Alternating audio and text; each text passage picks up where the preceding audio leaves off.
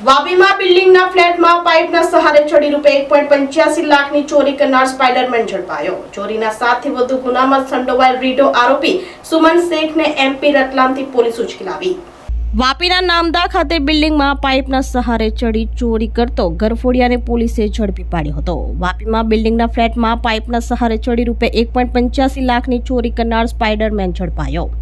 વાપીના નામદા Navinagari વ્રજનંદન palace flat number 104માં ગત 6 August 2025ના રોજ અજાણ્યા ઇસમે બિલ્ડિંગમાં લાગેલ ગટરના પાઇપ વડે ઉપર ચડી સ્લાઇડિંગ બારી ખોલી સોના ચાંદીના દાગીના તથા રોકડ મળી ₹1.85 લાખની ચોરી કરી ફરાર થઈ ગયો હતો।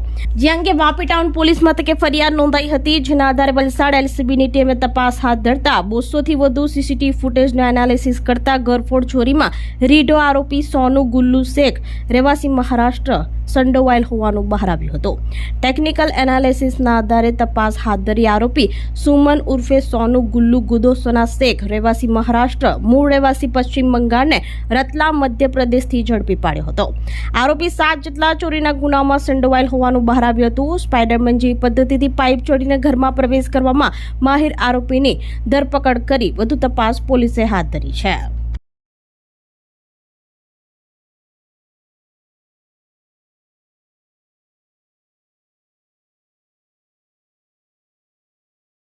આપણી સંકલ્પ ન્યૂઝ ચેનલને સબસ્ક્રાઇબ અને લાઇક કરો, બેલ આઇકન દબાવો જેથી આવનાર ન્યૂઝ અપડેટ્સની નોટિફિકેશન આપના મોબાઈલ પર સૌથી પહેલા પહોંચે। Like, subscribe and share the video.